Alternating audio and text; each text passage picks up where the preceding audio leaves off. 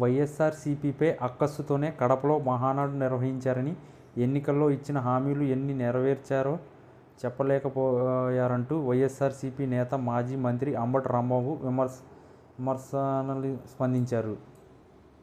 శుక్రవారం ఆయన మీడియా సమావేశంలో మాట్లాడుతూ, 3 రోజుల మహానాడులో బూతులు, భజన తప్ప మరేమీ లేదని, కడపలో మహానాడు పెట్టడం ద్వారా తమకు బలం ఉందని నిరూపించుకునే ప్రయత్నం చేశారని అంబటి అన్నారు.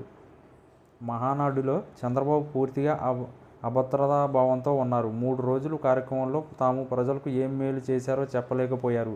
ఏ పథకాన్ని ఎప్పుడు అమలు చేసేది చెప్పలేదు. ఏ ఒక్క హామీని అమలు చేయని మీరే హీరోలా 100% హామీలు అమలు చేసి జగన్ గొప్పవాడా, జగన్ను దూరం చేసుకున్నామన్న ఆలోచన జనాల్లో మొదలైంది అని అంబటి రాంబాబు పేర్కొన్నారు.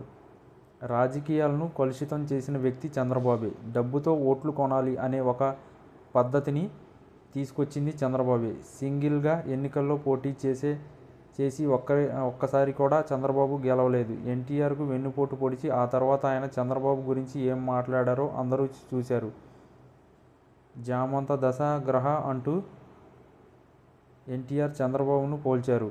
నందమూరి వంశం నుంచి స్టేజ్ మీద ఒక్కరు కూడా లేరు. నందమూరి కుటుంబం మహానాడు కాస్త నారావారి మహానాడులా మారిపోయింది.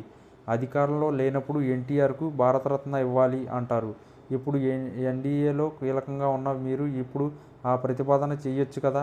కడప మహానాడు తుస్సుమంది. ప్రజలను డైవర్ట్ చేయడానికి కామెడీ ఆర్టిస్టులను తీసుకొచ్చారు.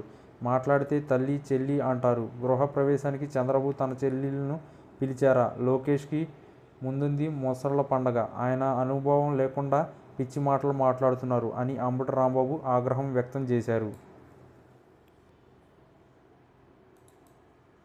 టీడీపీ కడపలో తాజాగా నిర్వహించిన మహానాడులో విపక్ష వైసీపీని టార్గెట్ చేస్తూ నేతలు భారీ డైలాగులు కొట్టారు. సీఎం చంద్రబాబు సమక్షంలో చేసిన ప్రసంగాల్లో ఆకాశమే హద్దులుగా రెచ్చిపోయారు. దీనిపై వైసీపీ నేత అంబటి రాంబాబు తనదైన శైలిలో పంచులు వేశారు.